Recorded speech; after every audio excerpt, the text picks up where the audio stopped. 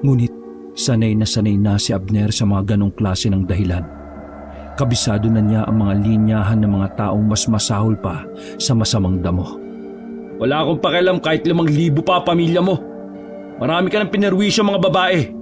Kahit na umiyak ka, wala ka nang magagawa. Manyakis ka, naggago ka. Hindi ka na naawa sa mga minor de edad na binebenta mo sa Maynila. Bago pa makapagsalita ang lalaki, ay kinalabit na kagad ni Abner ang gatilyo. Sabog ang bungo ng lalaki. Nagkalat ang dugo sa lupa. Bumuga na lang ng usok si Abner at saka tinapon sa lalaki ang upos ng sigarilyo. Bumuntong hininga na lang siya at saka inikesa ng pangalan ng lalaking yon sa kanyang listahan.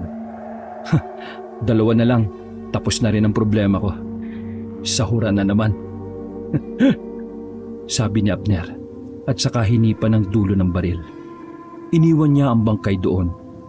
Wala na siyang pakialam kung sino ang makarecover. Umuwi na lamang si Abner sa kanyang itinuring na bahay. Ang barong-barong at ang tunnel na ginawa nila ng kanyang kasama. Mayroon naman silang matinong bahay. Ngunit dahil sa sila nga ay mga hitman, hindi sila maaaring umuwi ng basta-basta sa kanilang totoong tinitirhan. Oh, Abner, bilis mo ah. Tapos mo na kaagad si Mr. Valdez.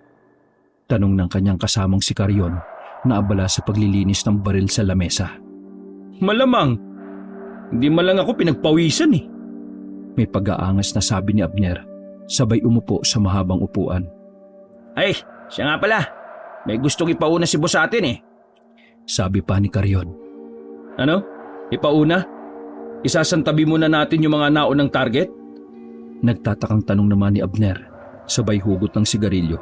Sakahan ni Carrion. Oo, mamayang gabi raw eh. Pumunta tayo sa mansyon. Ewan ko, pero parang bigatin yata yung balak ipatumba ni boss eh. Bigatin ba? Bakit?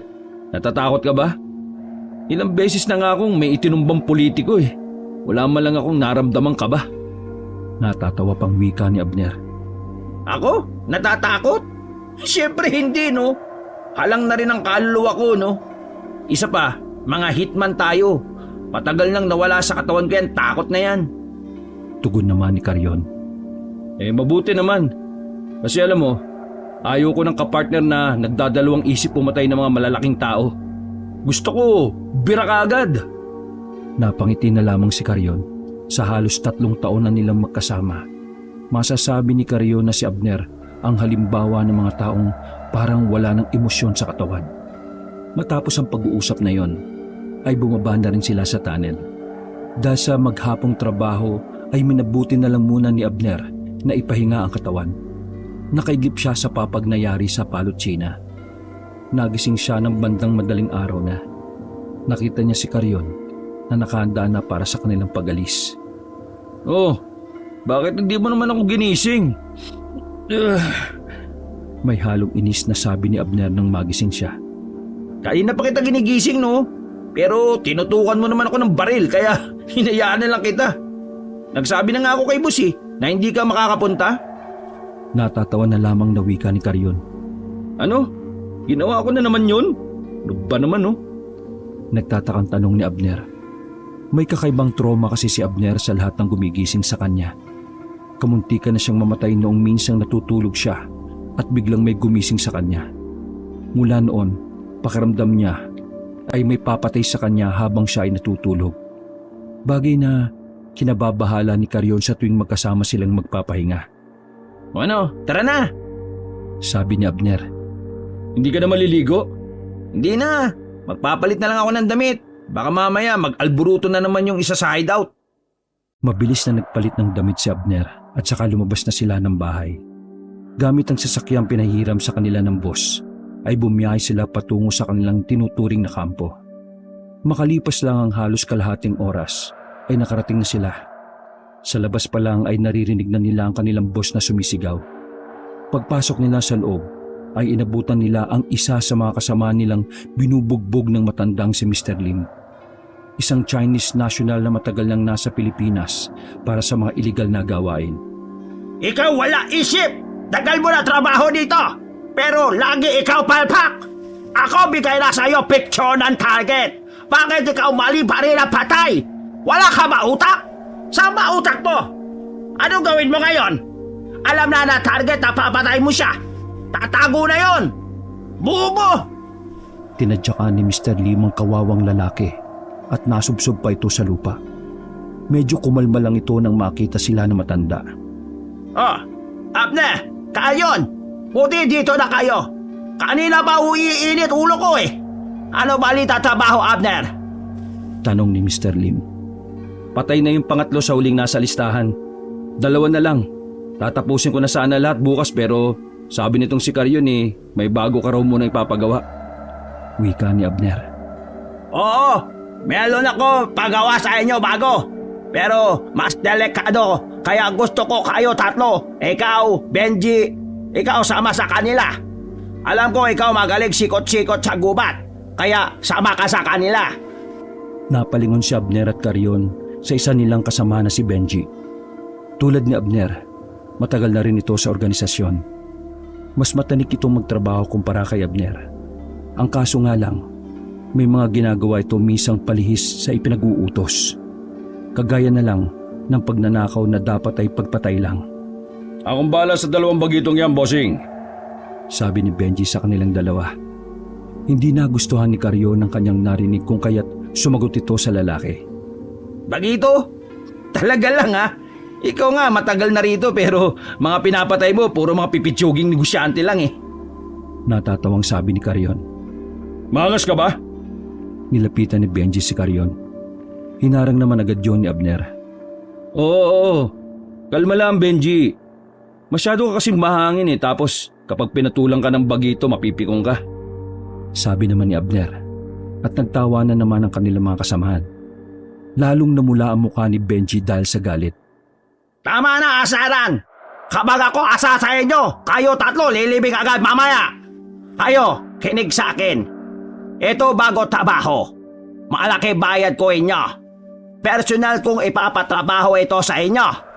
Kaya dapat, ayos ninyo. Huwag kayo papak.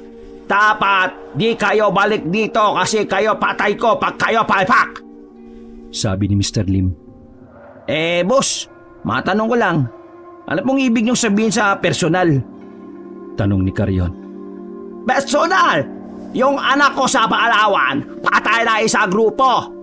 Sabi iba kong tao, patay siya na isa angkan. Sabi ni Mr. Lim. Sa unang pagkakataon, nakita nilang lahat ang kakaibang lungkot sa mukha ng matanda. Saka lang nila naramdaman na marunong din palang magmahal ng anak ang inchik na yon. May kinuwang envelope ang matanda at inabot sa kanilang tatlo. Pagtingin nila sa laman nito, ay nakita nila ang mga larawan ng anak ni Mr. Lim. Lasog-lasog ang katawan at parang hinukay ang tiyan. Andyan na eksakto lugar at lokasyon. Sunod nyo na lang. Bukas din, ako bigas sa inyo lahat kailangan ninyo. Tapos kayo, dapat aalis na. Boss. Bakit ganito yung ginawa sa anak ninyo? Ano ito? Tinanggalan ng laman loob? Tanong ni Benji. Kaya nga sabi ko, delikado trabaho na to. Kasi di tao kalaban. Ano? Hindi tao ang kalaban? Ano boss? Alien? Pilosopong tanong ni Benji. Walang ni isa ang nagtangkang tumawa. Dahil sa oras na makita ni Mr. Lim ang ipin nila, siguradong isa sa kanila ang tutumba. Hindi! Ang kalaban, aswang! Oh, aswang! Kaya sa gubat, kasi aswang! Nagkatinginan si Abner at Karyon. Hindi nila inaasahan na sasabihin nyo ng isang inchik na katulad ni Mr. Lim. Sa pagkakaalam kasi nila, hindi naman naniniwala sa aswang ang mga inchik. Isa pa, kahit sila ay hindi rin kumbinsido na totoo ang mga nilalang na yon. Aswang? Boss? Seryoso ba yan? Tanong ni Benji na tumatawa-tawa pa. Siniko na nga ito ni Karyon para sawiin pero masyado itong kampante. Palibhasa, malaki ang tiwala sa kanya ni Mr. Lim. Kailan ako nagsabi biro? Tingin mo ako gagawa kwento? Ako bayad malaki para imbestiga lang nangyari sa anak ko. Lahat imbestiga pare-pareho as sabi. Aswang ang papatay sa anak ko. Aswang ang kumain ang gumawa niyan. Kaya totoo ang aswang. Boss, dito kasi sa bansa namin, haka-haka lang yan. Kumbaga, panakot sa bata. Baka naman boss, pinatay yung anak nyo ng mabangis na hayop. Gaya na lang ng baboy. Benji, pwede ba? Manahimik ka na muna. Saway na ni Abner. Naglakad si Mr. Lim at umupo sa harap ng isang sasakyan. Alam mo, Benji, ayaw ko pa paliwanag pa kung di ka naniniwala. Sabi ni Mr. Lim. Nagulat na lang silang lahat ng kaswal na bumunot ng baril si Mr. Lim at binaril sa ulo si Benji. Ayoko sa lahat, dal-dal. Anak ko namatay. Bakit ako gagawa kwento? Boss, si Benji po pinatay ninyo. Matagal nyo na po siyang... Ako wala baki kung gaano katagal dito organisasyon tao. Kung ikaw si Raulo at Bastos at wala katiwala sa akin, hindi ka naniniwala sa sinasabi ko. Patay ka sa akin. Wala na, Benji. Kaya isip kayo inyo bago kasama. Sabi ni Mr. Lim. Nilapitan pa nito ang nakabulagtang si Benji. Gamit ang paa ay ginalaw nito ang braso para tiyakin kung patay na ba ito o buhay pa. Nang mapansing tila may pulso pa ang lalaki, binaril ulit yun ng matanda sa katawan. Kayo dalawa, ayos nyo trabaho nyo ha. Ako tiwala sa inyo. Liwanag? Tanong ni Mr. Lim. Taas noon namang tumugon ang dalawa. Yes, boss. Boss. Pagkatapos ng pag-uusap na yon, ay nagkaalasan na rin silang lahat. Nasa loob ng sasakyan ng dalawang magpartner.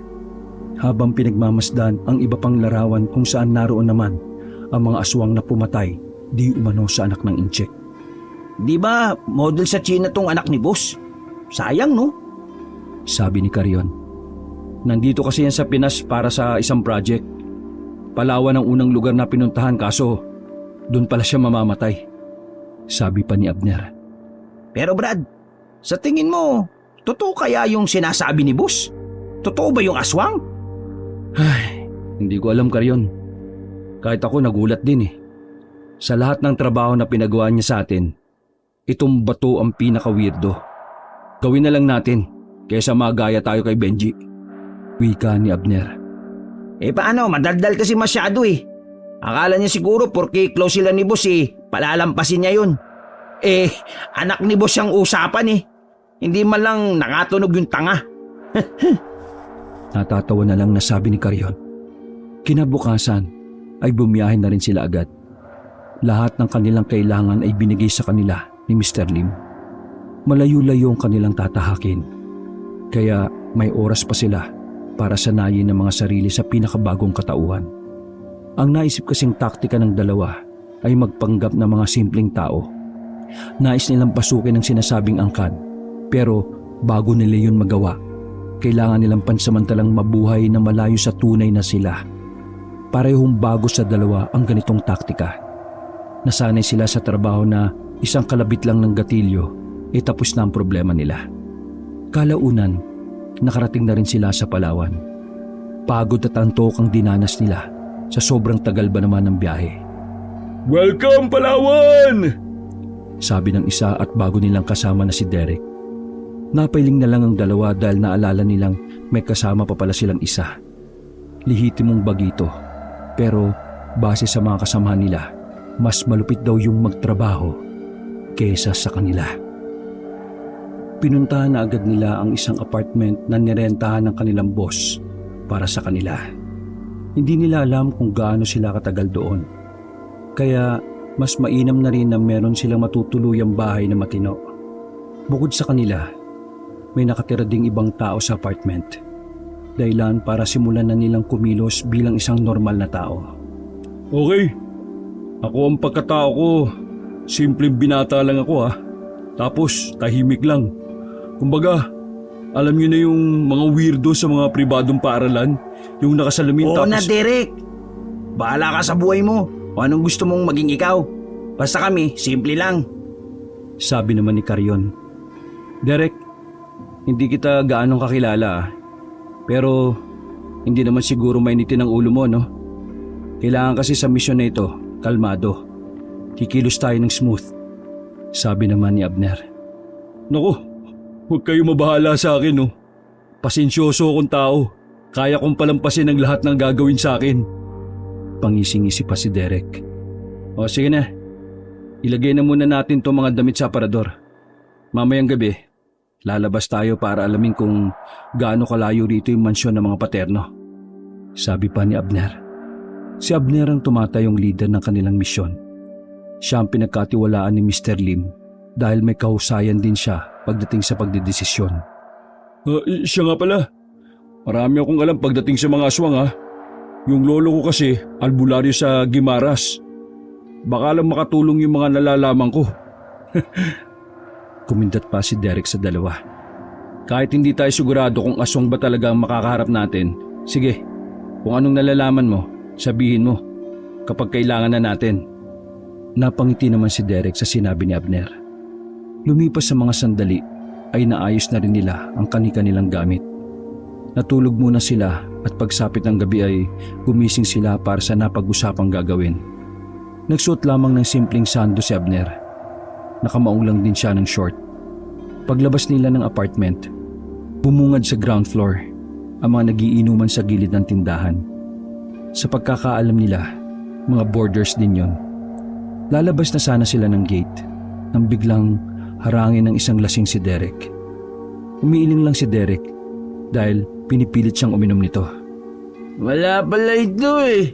Totoy, umalis ka nga sa harap ko. Baka mabigwasan kita. Sabi ng isang lasing kay Derek at nagtawanan lang ang mga kasama nito.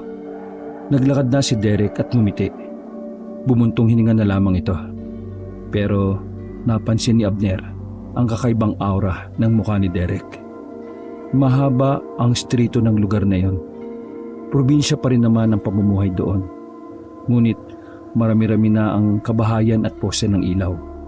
Sa kanilang paglalakad, may napansin silang nakapaskil na poster sa pader. Binasa nila yon at napailing na lang. Mag-ingat sa aswang? Sabi ni Carrion matapos basahin ang nakasulat. Ibig sabihin, buhay na buhay talaga ang mga aswang dito pa lang. Sabi ni Derek na parang nasasabik pa itong makakita ng aswang.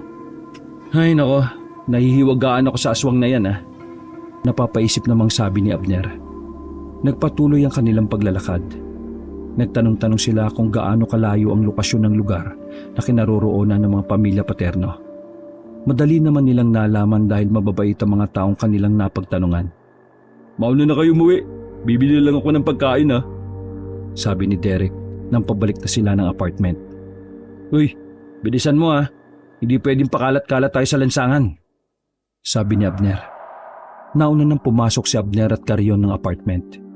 Nakita pa nila ang lasing na nangulit kay Derek na may kausap na babae. Nang nasa silid na ang dalawa, bigla na lang silang nakarinig ng malakas na putok ng baril. Uy, ano yun? Tanong ni Carrion na galing pa sa banyo. Putok ng baril. Teka, si Derek. Lalabas na sana ng silid si Abner nang pumasok si Derek. Anong ginawa mo? Tanong ni Carrion. Ha? Wala. Pangiting-iting sabi ni Derek. Isinarado ni Abner ang pinto. Anong ginawa mo sa baba? Ano yung narinig namin? Kinapa ni Abner ang tagiliran ni Derek. Nanlaki ang mata ni Abner nang madiskubre niyang nagdala pala ng baril ang lalaki sa labas. Gago ka talaga. Bakit ka nagdala ng baril? Pasensya ka na, Abner. Pinatay ko yung kanina eh. Normal lang ang pagkakasabi ni Derek. Tila ba wala lang ditong ginawa niya. Ano? Pinatay mo? Sino? Lumapit si Carrion sa kanya. Eh di yung lasing kanina. Naiinis ako eh. Sinampal ni Abner ng malakas si Derek. Tarantado ka pala eh. Akala ko ba mahaba pasensya mo? Paano kung may nakakita sa ginawa mo? Ginanong ka lang? Pinatay mo na? Gustong suntukin ni Abner si Derek nung mga sandaling yon. Mabubulilyaso tayo sa katangahan nitong gagong to eh. Wika naman ni Carrion na napakamot lang sa ulo. Eh wala naman nakakita eh. Magaling akong tumakas no. Tulad nga ng sabi. Natigilan si Derek na makarinig sila ng sigaw ng isang babae. Paulit-ulit na sinisigaw ang salitang aswang. Naintriga ang tatlo kaya dali-dali silang bumaba. Pagdating nila sa bakuran ng apartment, naabutan nila ang isang baboy ramo na nakahandusay. Duga nito at wala ng buhay. Pinagkakaguluhan na rin yun ng mga tao. Sandali, paano naging baboy mo yan? Sabi ni Derek. Bakit? Anong meron? Tanong naman ni Abner. Diyan nakaiga yung binaril kong lasing eh. Ibig sabihin, naging baboy mo siya. Ibig sabihin, aswang yung pinatay ko. Hindi nakapagsalita si Abner at Karyon. Halos lahat pa ng taong nandun, walang ibang bukang bibig kundi aswang ang nakahilatang baboy ramo. Ala, aswang pala si Jojo. Sabi ng isa pang lasing na nakainuman ng tinodas ni Derek. Di ba? Matagal na yan dito sa apartment. Bakit siya aswang? Ewan ko, baka may aswang pa rito sa apartment. Ako! Sunod-sunod ang mga naririnig nila na tulad nila ay di rin makapaniwala. Bumalik na lang ang tatlo sa pagkabahala na baka may kung sinong nakakita sa ginawa ni Derek. Tahimik lang sila nung una sa silid. Kapwa napapaisip at manghang-mangha dahil napatunayan nila mismo na totoo nga talaga ang aswang. Aswang talaga yun. Ang sabi kasi ng lolo ko, yung ibang aswang daw bago mamatay, nagpapalit sila ng anyo bilang hayop. Para daw walang makaalam ng pagkakakilanlan nila. O para hindi malaman ng mga nakakakilala sa kanila na wala na sila. Paliwanag ni Derek. Alam mo ba na aswang yon bago mo yung pinatay? Tanong naman ni Abner. Umiling ang lalaki. Hindi. Ang alam ko lang naiinis ako sa kanya, kaya ako siya pinatay. Paano yan? Kung totoo ngang mga aswang yung pinatrabaho sa atin ni boss, paano natin magagawa yung trabaho natin? Hindi naman natin alam kung paano harapin yung mga aswang na yan. Nababahalang sabi ni Karyon. Kaya nga di ba nandito ako? Marami akong alam pagdating sa mga aswang. May halong pagmamalaki na sabi ni Derek. Sumandal si Abner sa dingding at saka ngumising nagtanong. O sige nga, anong gagawin natin? Kung aswang nga ang pamilya paterno, edi gagawa tayo ng paraan para makapasok sa asyenda nila. Saka tayo magmamasid dun at aalamin kung sino sa kanila ang aswang. Sabi ng lolo ko, malalaman mong aswang ang isang tao kapag patag lang ang ibabaw ng labi nila. Sabi pa ni Derek. Tahimik lang na nakikinig si Abner at Karyon. Wala ka makikitang prutas sa bahay nila o gulay.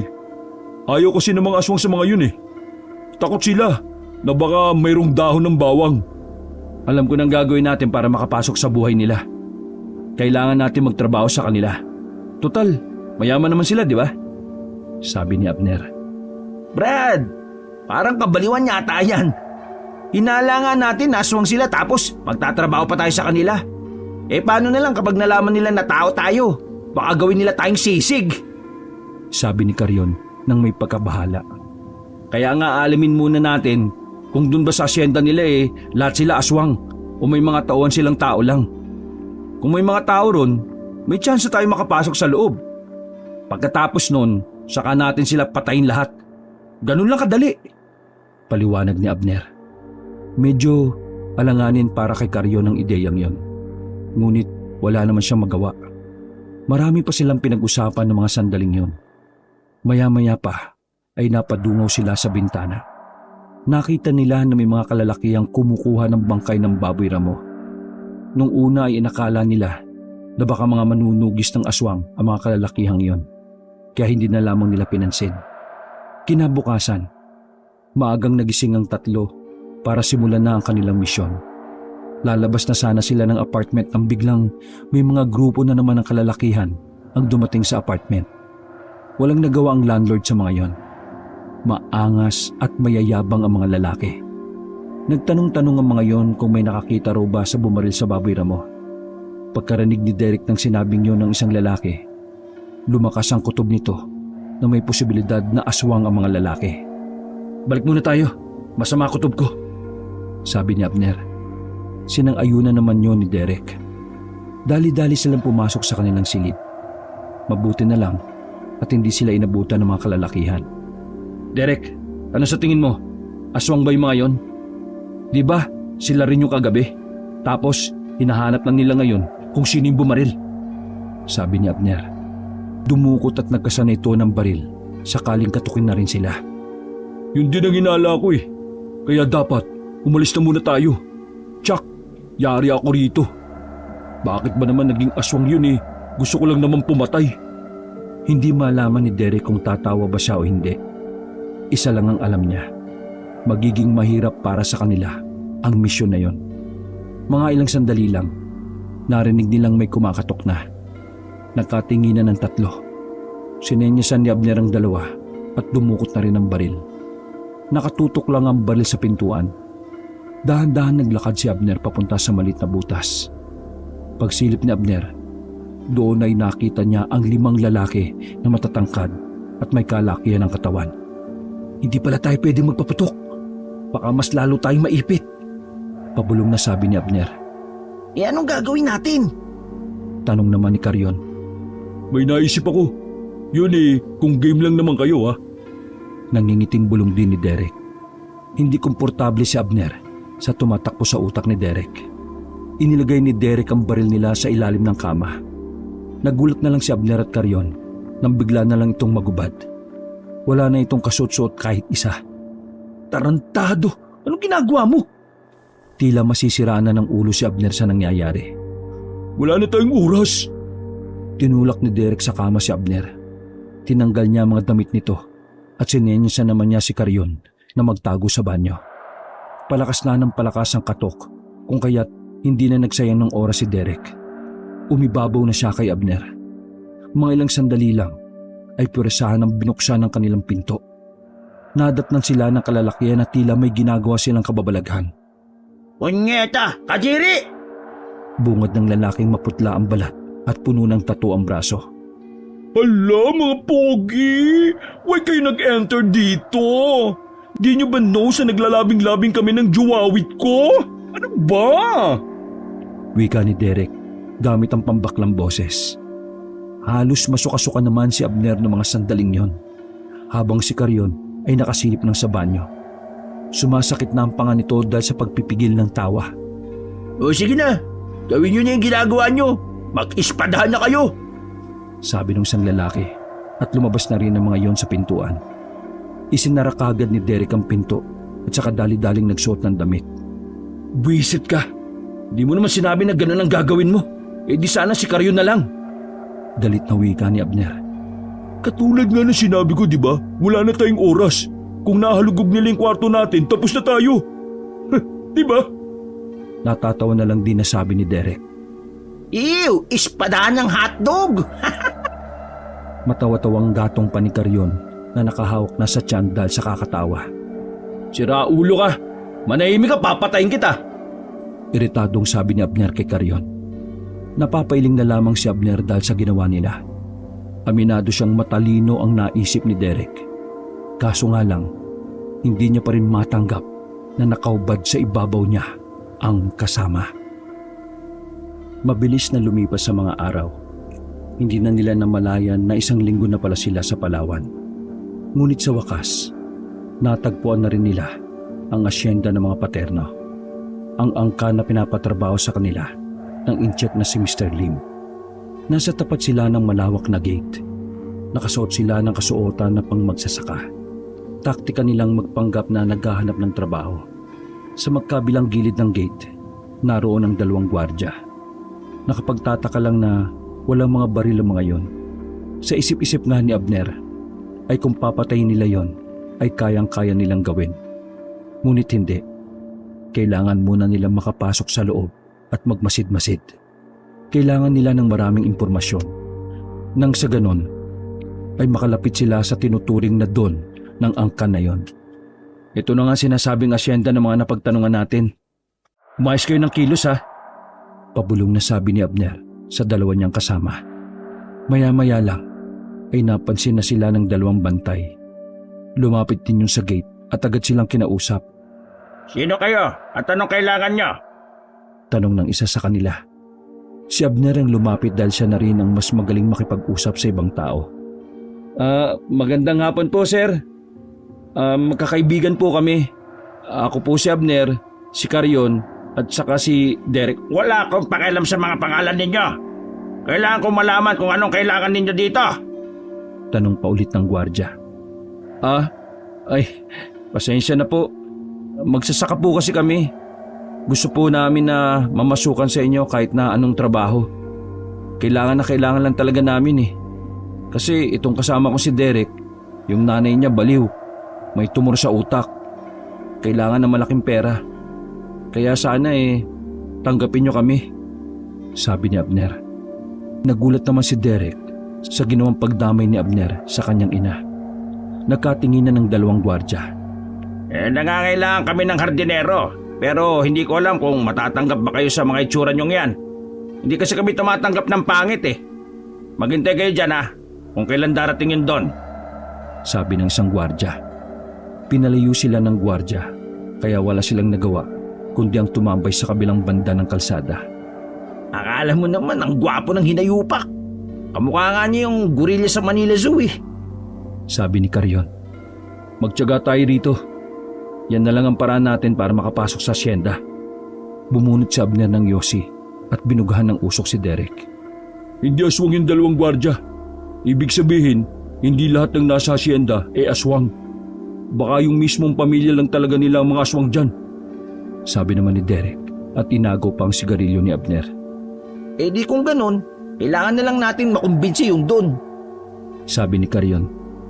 Akong bahala. Sabi na lamang ni Derek at tila ba may naisip na naman itong kakaibang ideya.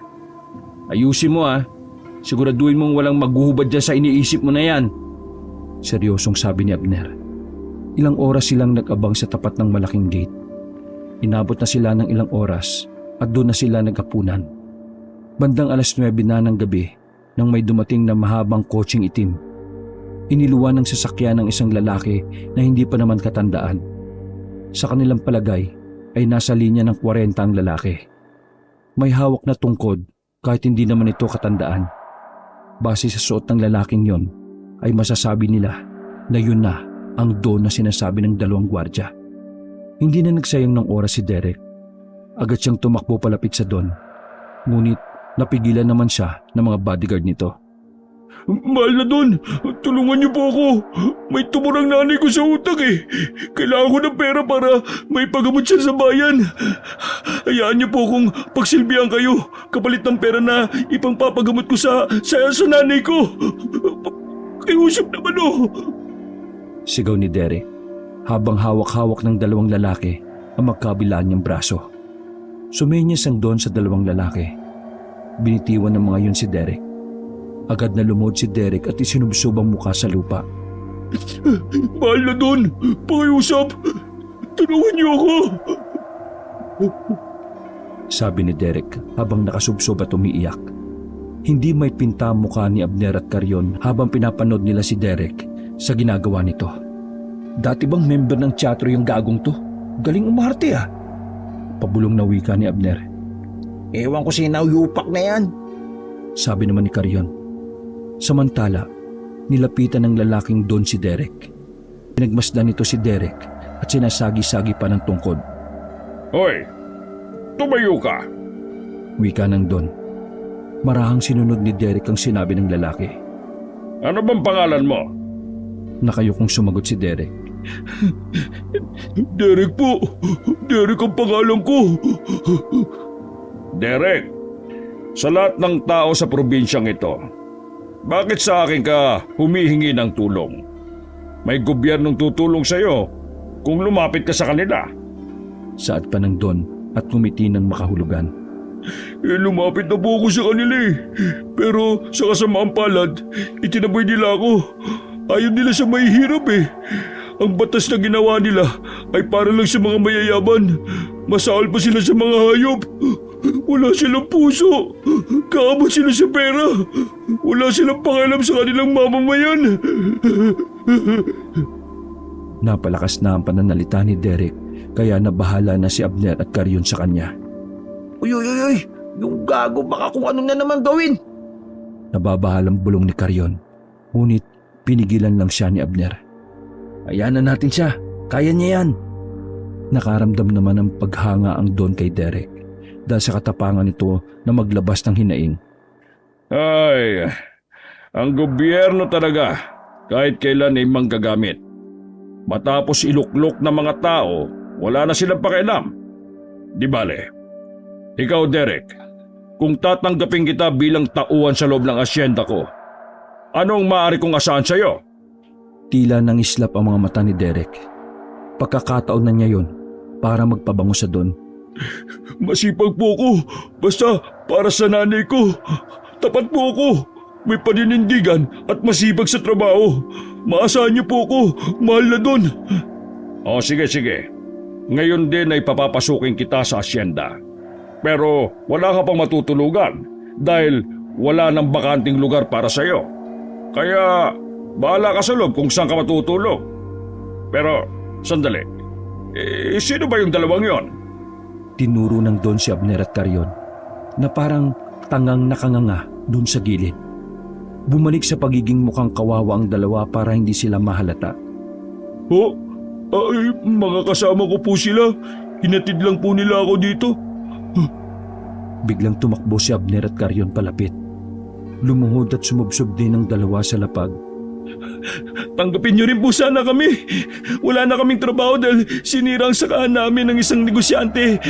Kahit anong trabaho po, tatanggapin namin. Kailangan lang po namin na may mapakain sa mga anak namin. Parang awa niyo na Don. Sabi ni Abner. Labag sa kanyang kalooban ang ginagawang pagmamakaawa. Ngunit yun lang ang tanging paraan para makasama sila. Tiningnan ng Don si Derek. Hindi mo naman sinabi na nangangailangan din pala sila. O sige, aasahan ko kayong tatlo ha. Sandali, ito lang ang paalala ko sa inyo. Sa oras na nasa loob na kayo, hindi nyo maaaring sabihin sa mga tagalabas kung anong makikita nyo sa asyenda. Kasi, alam nyo, Lumapit ang bahagya ang Don sa kanila. lahat ng nagtraidor sa akin ay pinupugutan ko ng ulo. At pinapakain ko sa mga aso ang ulo nila. Seryosong pagkakasabi ng Don. Kaya may parte ng kanilang puso ang kinabahan. Lalo na't napansin ni Derek na patag lang ang ibabaw ng labi ng Don. Isang indikasyon na aswang ang kanilang kinakausap.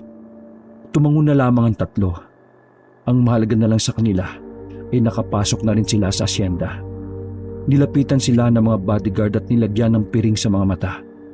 Ginabayan sila ng mga yon papasok. Makalipas lang ang halos 10 minutong paglalakad ay huminto na rin sila. Pagtanggal ng kanilang mga piring ay wala na ang Don. Mga bodyguard na lang ang kasama nila. Oh, bahala na kayo kung saan kayo matutulog ha. Malawak ang asyenda. Humiga kayo kung saan nyo gusto. Sabi ng lalaki na sa pagkakarinig nila sa pagbanggit ng Don sa pangalan nito ay Roden.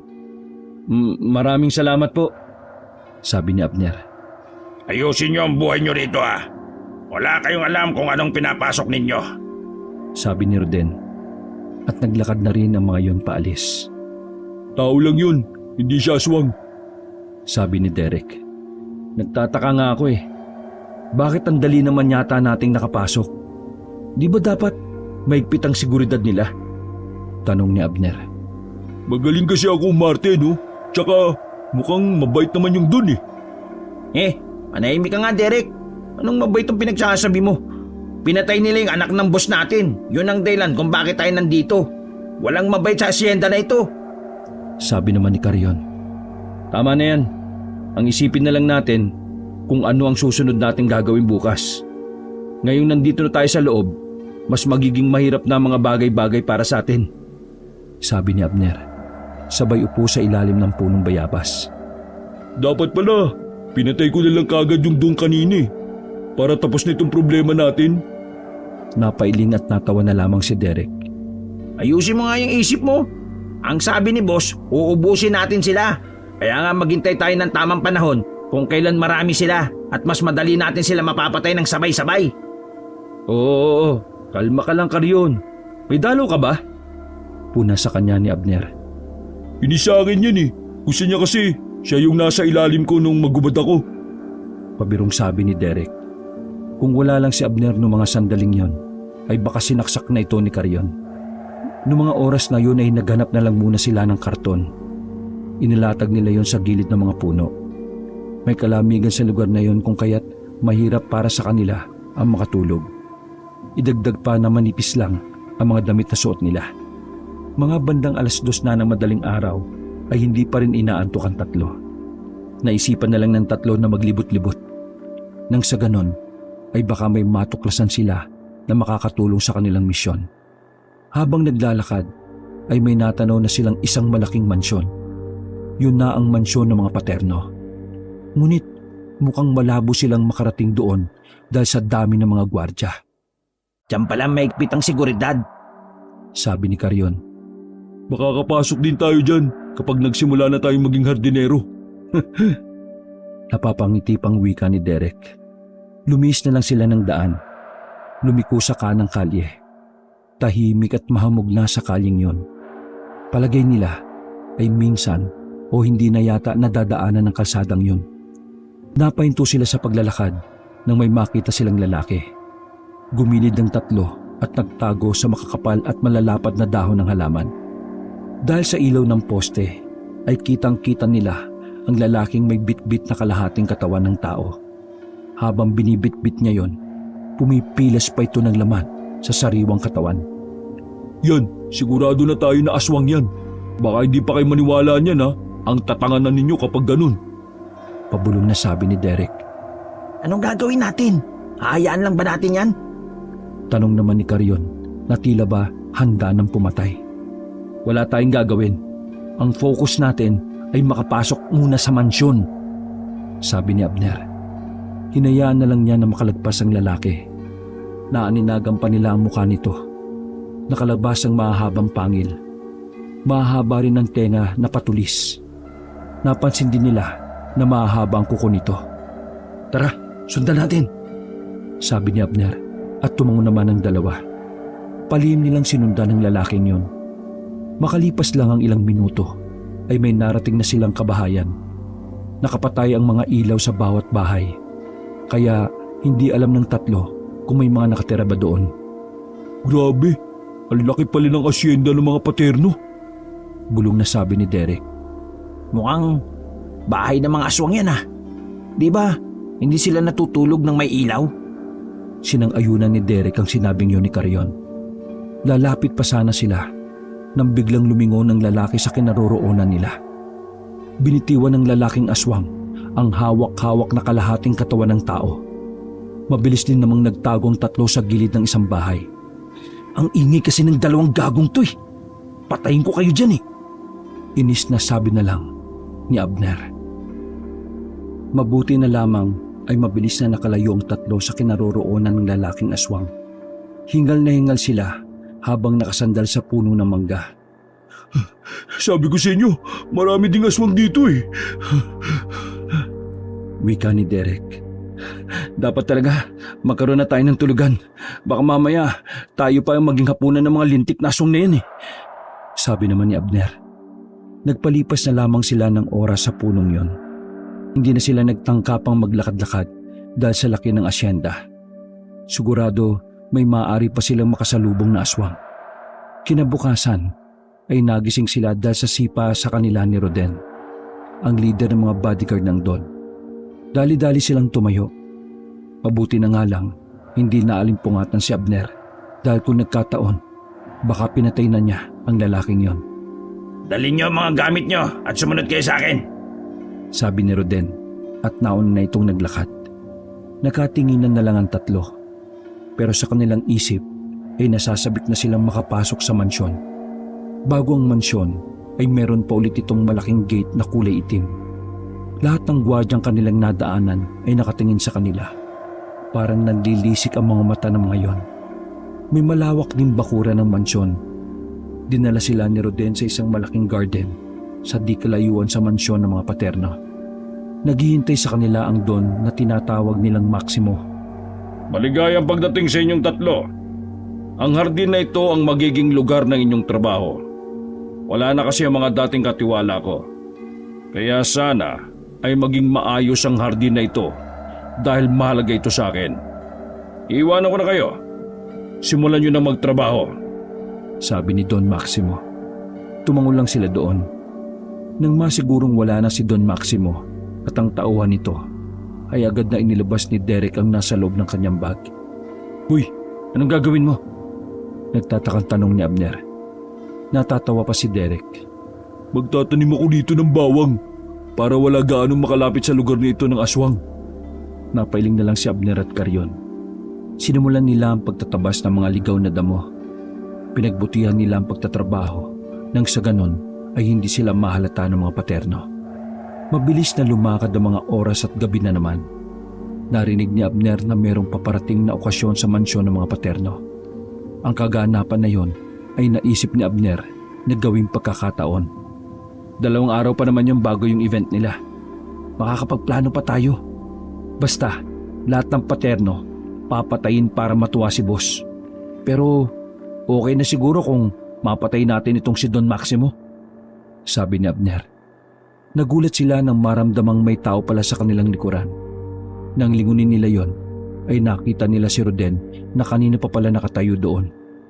Anong sabi mo? Papatayin niyo yan doon? Tanong ni Roden. Napailing na lamang si Abner noong mga sandaling yon. Nakakasenyasa na silang tatlo. Mali ka yata ng pagkakarinig mo, kaibigan, sabi ni Abner at akong lalapit sa lalaki. Narinig ko ubusin niyo mga paterno at papatayin niyo si Don Maximo. Ha? Hindi. Baliw yung mga yan. Hindi ko naman talaga kakilala yung mga yan eh. Inuudyokan nila ako. Inuutusan nila akong patayin si Don. Hindi ko yung gagawin. Sabi ni Derek na lumapit pa kay Roden.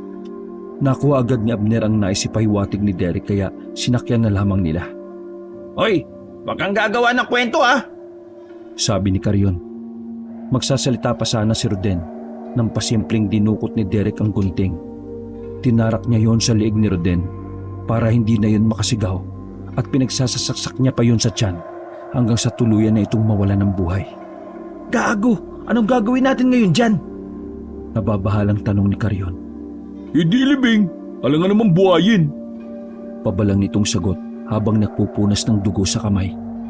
Binutukan ni Karyon si Derek dahil sa inis. Tama na. Wala tayong magagawa. Kailangan talaga natin patayin niya si Roden. Mas mabubulilyaso tayo kapag nakapagsumbong pa yan. Karyon, magbantay ka sa bukana kung may papasok. Magukay lang kami ni Derek sa likuran at doon namin ililibing to si Roden, sabi ni Abner. Iiling-iling na sumunod na lamang si Karyon. Wala na silang inaksaya pang oras. Nagukay sila sa likuran ng garden at doon inilibing si Roden. Makalipas lang ang halos 1 oras ay naibaon na rin ang lalaki. Siniguro nila na walang makakakita sa kanila. Ngunit wala pang 10 minuto nang mailibing nila si Roden. Nakita nila na may dumating na aswang. Umaamoy-amoy ito sa paligid hanggang sa napunta na ito sa mismong pinaglibingan kay Roden. Yari, naamoy yata ng aswang yung bangkay ni Roden. Pabulong na wika ni Derek. Nasaan na ba si Karyon? Plan B na tayo. Mayayari tayo dito. Wala pa naman tayong dalang baril. Biglang hinukay ng aswang ang bangkay ng lalaki. Mabilis ang paghukay nito gamit lang ang mga kamay na para bang isang aso. Maya-maya pa ay tumigil na rin ang aswang na makilala nito kung sinong nakalibing. Sino din ito ah? Sino ang pumatay sa kanya? Kailangan malaman ito ni Don Maxi. Hindi na natapos ng aswang ang sinasabi niya nang lumitaw si Karyon sa gilid at pinaputokan yon sa ulo. Agad na lumapit si Abner at Derek. Buti na lang, nahanap ko pa yung silencer ko, sabi ni Karyon. Ano? Bumalik ka sa apartment? Tanong ni Abner.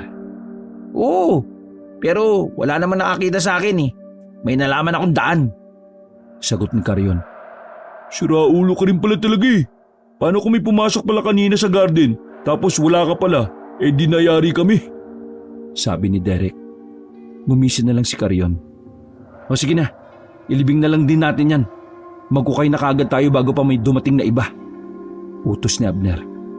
Nagmamadali silang nagkukay ng panibago.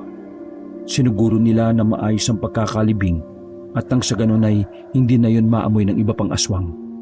Nang matapos na ang hinuhukay ay mabilis na silang umalis doon. Pumunta na sila sa bahay na pinahiram sa kanila ng Don bilang kanilang tulugan. Hindi naman sila kinakabahan. Sisiw na sisiw lang sa kanila ang pumatay. Ang kinababahala lang talaga nila ay baka may makaalam ng ginawa nila sa dalawa. Kapag nangyari yon, walang ibang mapagbibintangan kundi sila lang. 2:00 na ng madaling araw ngunit hindi pa rin sila dinadalaw ng antok. Nagdesisyon na lang sila na lumabas na lang muna ng kanilang bahay. Mula sa kanilang kinaroroonan ay nakikita nila ang mansyon dahil ilang metro lang ang layo nito sa kanila. Makalipas ang 2 araw, laman ng usapan sa mansyon ang biglaang pagkawala ni Roden. Maririnig sa mga taong kasambahay na galit si Don Maximo. Ang sabi pa nga ng mga yon ay nakita nilang naging aswang ang Don at pinagbuntungan ng isang alalay na tao lang din. Grabe pala magalit tong si Don Maximo, no? Biruin mo, yung walang kamalay-malay na alalay, dinukot niya yung puso.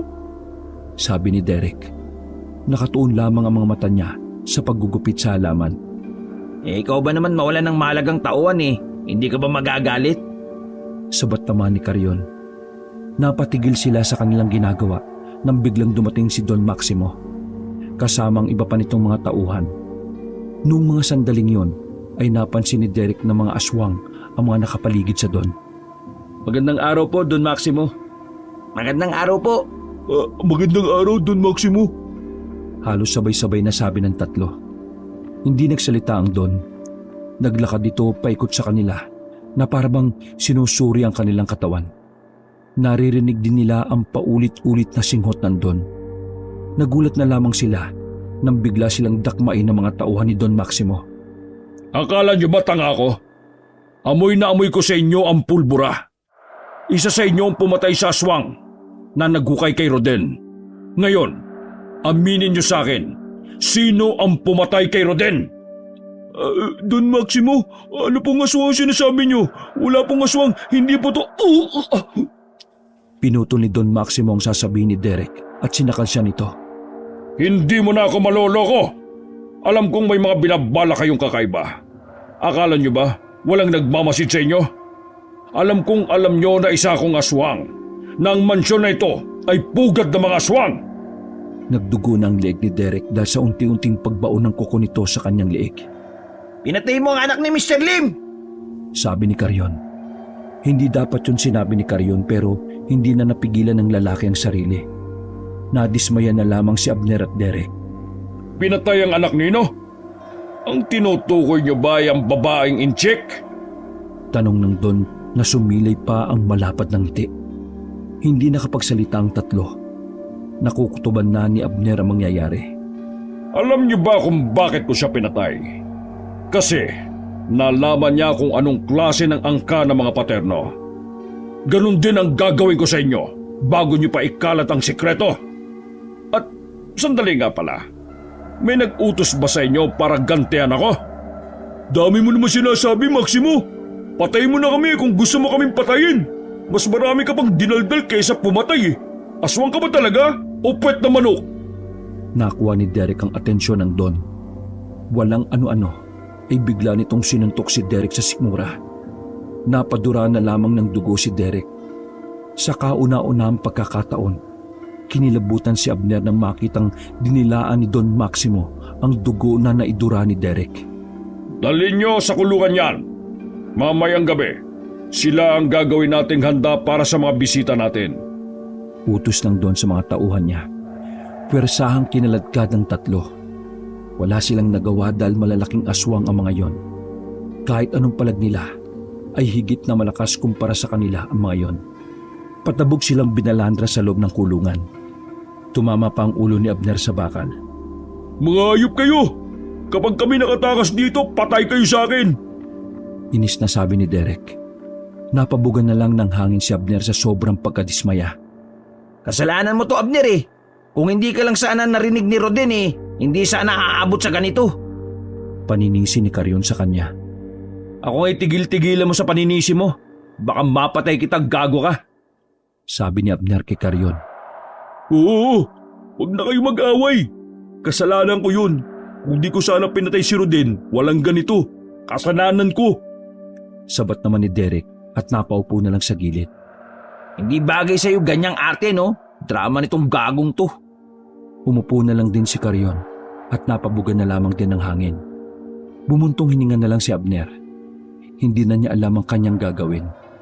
Nasira ang kanilang mga plano nang dahil sa pagkakadakip sa kanila.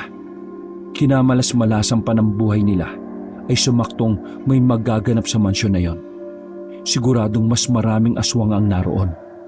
Dahilan para mas lalo silang mahirapan na makatakas. Kailangan natin matapos ang misyon na ito. Milyones ang sasahuri natin. Yun na lang ang isipin nyo. Wika ni Abner. Sa mga salitang yon ay nagbabakasakali lang naman siyang mabuhayan ng dalawa. Sandaling naghari ang katahimikan. Walang nagsasalita sa kanila. Makailang ulit na nilang pinipilit na banatin ng rehas. Ngunit masyadong makapal ang mga yon. Paano tayo makakalabas dito? Kapal ng kadena at kandado. Sabi pa ni Derek. Maghihintay tayo kung kailan tayo ilalabas mamaya. Doon tayo kikilos at papalag. Bahala na. Kung mamatay, nandito na rin naman tayo eh. Nakaramdam ng kaba si Karyo sa sinabing yun ni Abner. Ayaw niya pa kasing mamatay dahil nangako siya sa 4 niyang kabit na makakauwi siya ng buhay. Lumipas ang ilang oras. May mga dumating na ring aswang sa kulungan. Itsurang tao pa rin naman ang mga yon, pero nandidiri sila sa paglalaway ng mga yon. Teka, saan nyo kami dadalhin? Tanong ni Abner. Walang sumasagot sa mga yon. Nang subukang pumalag ni Derek ay may pumalo sa ulo ng lalaki. Dahilan para bumulagta ito sa lapag. Kinagulat ni Abner at Karyon yon, kaya hindi na sila nakapalag. Isa pa, alam na nila na mas lalo lang magiging komplikado ang lahat kung lalaban sila kahit alam nilang alanganin. Dinala sila sa isang silid na sobrang baho. Nasuka-suka ang tatlo nang makita nila kung ano ang silid na yon. Imbakan kasi yon ng karne ng mga taong ginagawang pagkain ng mga aswang. Maraming nakasabit na laman loob. Meron ding nakabalandra sa mahabang lamesa na iba't ibang parte ng katawan ng tao. Tumutulo-tulo pang dugo mula sa lamesa. Saka lamang nila nabatid na kusina yon ng mga aswang na makita nila ang tadtara ng karne. Nagkikisla pa ng malalapad na pantaga na nakikita lang nila noon sa palengke. Kakarni na yata tayo. Nababahalang sabi ni Karyon. Wala pa ring malay si Derek noong mga sandaling yon. Iginapos si Abner at Karyon sa gilid. Habang si Derek naman ay sapilitang inihiga sa mahabang lamesa. Hoy, anong gagawin niyo sa hayop na yan? Tanong ni Abner. Kakatayin, ano pa ba? Bakit? Gusto mo ba ikaw bauna? Tanong ng lalaking may hawak na malapad na pantaga. Hindi na nagsalita pa si Abner noong mga sandaling yon.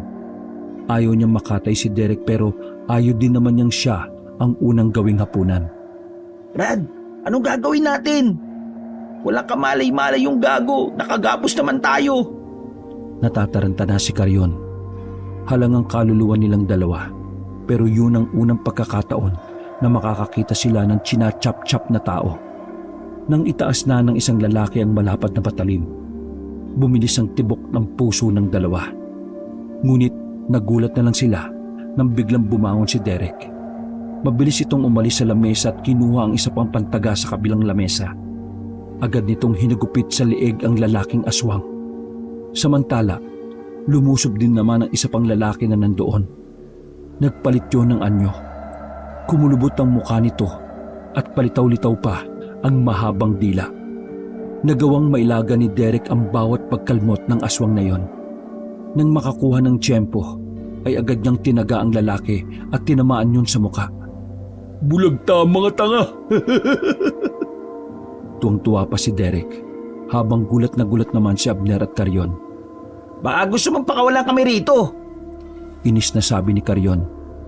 Winasak ni Derek ang pagkakagapos ng dalawa. Hoy, utang niyo sa akin ang buhay niyo ha. Lahat ng pag-uutos ko susundin niyo. Kapal ng mukha mo, Derek. Tagiin ko kaya yung mukha mo. Sabi naman ni Karyon. Tara na, kailangan na nating umalis dito. Maya-maya, maabutan na nila tayo dito. Nauna nang lumabas si Abner. Paglabas nila sa silid na yon, ay nagtago muna sila pansamantala sa gilid. Sinuyod nila ang paligid. May mga nakikita silang pagala-gala. Ang problema pa nila ay hindi agad nila nalaman kung aswang yon o hindi. Wala tayong kahit na anong armas. Anong gagawin natin? Tanong ni Karyon. Dapat kasi, dinala na natin yung mga gamit natin eh. Ugok din kasi kayo eh. Buwelta naman ni Derek na napapakamot pa sa ulo. Sandali, may alam akong paraan. Napatingin si Carrion at Derek kay Abner. Uy, ano na naman yan? Ayusin mo ha. Ako, magaganda yung mga naisip kong paraan. Derek, kaya mo bang bumalik sa apartment? Tanong ni Abner. Ha? Baliw ka ba? Paano ako makakabalik sa apartment? Kita mo naman yung dinaanan natin, di ba? Ang daming bantay. Ako na. May alam akong daan. Nagpresinta na si Carrion. Sigurado ka ba, Carrion? Oh, bakit Abner? Nagdududa ka ba sa kakayahan ko? Napapangisi nitong sabi. O sige na, bahala ka na sa buhay mo. Sige na, malis ka na. Tinulak pa ni Abner palabas ng pinagtataguan si Carrion. Oh, mag-iingat ka Carrion ha. Tanga ka pa naman. Natatawang sabi ni Derek. Magkita na lang tayo sa bahay na tinutuluyan natin dito. Dagdag pa ni Abner. Tumungo na lamang si Carrion at tumalis na rin ito. Oh, paano? Sana tayo. Kailangan nating sumilip sa mansyon. Derek, kailangan nating alamin kung ilan ang mga paterno sa loob. Oo, sige. Kaya natin to. Umalis na lamang silang dalawa doon. Matagumpay naman silang nakarating sa bahay na tinutuluyan nila. Doon sila pansamantalang nagtago habang wala pang nakakaalam sa kanilang ginawa. Lumipas ang isang oras ay kinakabahan na ang dalawa. Nagsisimula na kasi ang kasiyahan sa loob ng mansyon. Ngunit napansin nila na tila may ilang pagala-gala sa palibot ng mansyon. Palagay nila may nakatuklas na sila ay nakatakas. Naknang toko talaga yung Carrion na yan oh. Nasaan na ba yun? Mamamatay na tayo dito maya-maya lang eh. Sinipa ni Derek ang nakatambak na gulong sa gilid ng bahay. Maghintay pa tayo ng konti. Wala rin naman tayo mapupuntahan eh. Ang lugar na ito na lang ang hindi sumasagi sa isip nila. Kalmado ngunit mababakas na rin ang kaba sa mukha ni Abner. Maghintay? Gusto ko nang pumatay eh. Maayos ka nga, Derek. Nandito tayo para sa misyon, hindi para sa laro-laro na gusto mo. Magsasalita pa sana si Derek nang bigla silang nakarinig ng malakas na kalabog. Pagtingin nila sa itaas na bubong, naroon ang mga aswang. Naknang toko. Ito na nga ba sinasabi ko eh. Sabi ni Derek. Dumampot na lang si Derek ng bato sa gilid. Paglingon nila sa likuran ay may mga paparating pang grupo ng mga aswang. Nako, napapalibutan na nila tayo. Ito na yata katapusan natin. Bulong ni Abner. Kinakabahan na ba ang may pinakahalang na kaluluwa sa grupo? Pabirong sabi ni Derek na may halong pang-iinsulto sa kasama. Maya-maya lang ay napalibutan na sila ng mga aswang. Dumating si Don Maximo at pumapalakpak pa ito. Magaling, magaling. Pinahanga niyo ako dahil nagawa niyong takasan ng mga kusinero ko. Wika ni Don Maximo. Anong magaling pinagsasabi mo?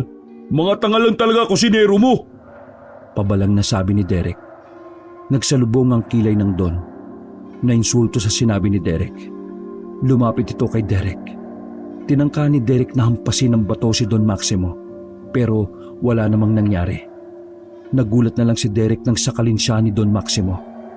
Idiniin ng Don ang kuko nito kung kaya't agad na dumugo ang leeg ni Derek. Ang lakas ng loob niyong pumasok sa asyenda ko, mga pagkain ko lang kayo? Padabog na binaba ni Don Maximo si Derek. Hindi pa ito nakontento. Sinipa nito sa tiyan si Derek. Tumigil lang ang Don sa pagsipa nang sumuka na ng dugo si Derek. Ikaw, anong gusto mo? Mamili ka. Maging pagkain ko o maging aswang ka na lang din? Tanong naman ni Don Maximo kay Abner. Mas gugustuhin ko na lang mamatay kaysa maging salot na katulad ninyo. Ngumisi si Abner. Hindi yun nagustuhan ni Don Maximo. Inilabas ng Don ang kanyang mahahabang kuko. Itinusok yon sa hita ni Abner. Dahil doon ay napasigaw na lang ng malakas si Abner. Nilalapirot ang kanyang hita gamit ang matutulis na kuko. Kahit patayin nyo kami, wala kaming pakialam. Halang ang mga kaluluwa namin, oh. Matagal nang nakasanlakay sa tanas ang buhay namin. Tumawa pa si Abner noong mga sandaling yon. Sinusubukan na lang niyang inisin si Don Maximo dahil alam na niyang yun na ang kanilang huling sandali. Kinalmot ni Don Maximo ang mukha ni Abner. Agad na sumirit ang dugo sa mukha ni Abner. Lumabo rin ang mga mata niya dahil sa dugo na dumadanak sa kanyang buong mukha. Mga kasama, nagapunan na ba kayong lahat? Tanong ni Don Maximo. Hindi pa, Don Maximo. Hindi pa! Hindi pa kami kumakain! Sigaw ng mga aswang sa paligid. O sige, balato ko na sa inyo itong dalawang ito. Aalis na sana si Don Maximo nang makarinig naman sila ng sunod-sunod na putok. Bumulagta ang ibang aswang. Ikinagulat yun ng Don, kaya dali-dali itong nagtago muna. Ano mga gago? Sigaw ni Carrion habang may daladalang mga baril na nakasukbit pa sa kanyang magkabilang balikat. Nagpulasan ng mga aswang. Agad namang nilapitan ni Carrion ang dalawa at hinila papunta sa likuran ng bahay. Tarantado, bakit ba ang tagal mo? Inis na sabi ni Derek. Ang hirap dalhin nito mga baril oh. O yan na, dali. Lumaban na tayo. Sabi ni Carrion. Kinuha na ni Derek ang Armalite. Mga bisit kayo, ngayon niyo ako gaguhin! Galit na galit si Derek na lumabas sa pinagtataguan. Nagpaulan siya ng maraming bala sa mga yon. Habang si Abner naman ay tumutulong na rin sa pagpapaputok. Mga salot! Mamatay na kayong lahat! Sigaw naman ni Abner. Mangisay-ngisay ang mga aswang habang sinasalo ang mga bala. Ano, Don Maximo? Nabag na ba buntot mo? Tawa ng tawa si Derek sa mga pagkakataong yon. Kampante siya na noong mga sandaling yon ay nakakalamang na sila. Pero nagkakamali sila. Dahil sa mga sunod-sunod na putok, mas dumami pa ang mga dumarating na aswang. Yan ang gusto ko eh! Marami-rami kayo! Umabante pa si Derek para harapin ang mga bagong aswang. Derek, alis dyan! Paglingon ni Derek, ay naghagis ng granada si Abner. Sumabog ang mga katawan ng aswang. Hindi pa sila nakontento. Naghagis pa ulit sila ng maraming granada hanggang sa hindi na nila namamalayan na malapit na sila sa mansyon. Sige, agis pa ng granada. Marami pa rito sa bago. Sigaw naman ni Carrion na enjoy din sa mga nangyayari. Hinagisan din nila ng granada ang loob ng mansyon. Talsika ng mga aswang. Naligo ng dugo ang pader. Ano? Nasaan ka na, Maximo? Gigil na gigil ako sa mukha mo eh! Sabi ni Derek.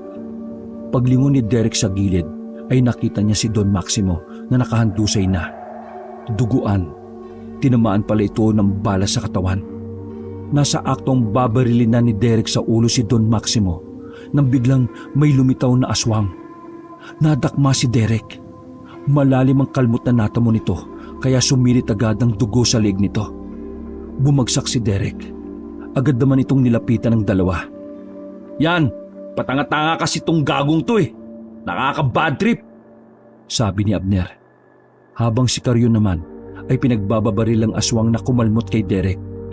Pagkatapos ay tinadtad naman ito ng bala sa mukha si Don Maximo. Marami ni silang napatay na aswang noon. Hindi sila sigurado kung naubos ba nila ang mga paterno. Pero ang mahalaga sa kanila ay napasabog nila ang mansyon at napatay na nila si Don Maximo. Umatras sa mga aswang. Binitbit naman ni Abner si Derek papunta sa gilid. Tinalian ni Carrion ng tela ang liig ni Derek para mabagal ang pag-agos ng dugo. Hoy, gago! Huwag kang matulog! Tinampal pa ni Abner ang lalaki. Naknanto ako kasi nito eh. Padalos-dalos eh. Pamamatay ka tuloy. Sira ulo to oh. Sabi naman ni Carrion. Mga Brad, uwi niyo ako sa hideout natin. Gusto ko mapuri ni boss eh. Bago ako mamatay. Pautal-utal na sabi ni Derek. Oo, uuwi tayo. Kapit ka lang, loko ka pala eh. Sabi naman ni Abner. Naipanalo nila ang kanilang misyon. Napatay nila ang dapat patayin. Kaso nga lang, sa haba ng biyahe ay hindi na umabot pa si Derek. Sa Palawan pa lang ay nalugutan na ito ng hininga. Nang makabalik sila sa hideout ay nasa kabaong na si Derek. Gulat na gulat ang kanilang mga kasamahan, lalong-lalo na si Mr. Lim. Oh, anong nangyari? Ano ito? Bakit atol ito? Asan si Derek? Tanong ni Mr. Lim. Boss, Napatay namin ang mga paterno, ang mga aswang, lalong-lalo na yung Don Maximo. Pero hindi na nakaabot dito si Derek sa sobrang layo ng biyahe. Sabi naman ni Abner. Inangat ni Mr. Lim ang takip ng kabaong. Nakita niyang naroon si Derek sa loob na parang natutulog lamang. Bakit ba kasi ikaw sama-sama eh? Alam mo, kulit ka, sama ka, delikado trabaho. Ayan, tigo ka. Ano ba magawa ko? Andiyan ka na. Ako, nag-aalala kasi baka ikaw di tatanggap langit.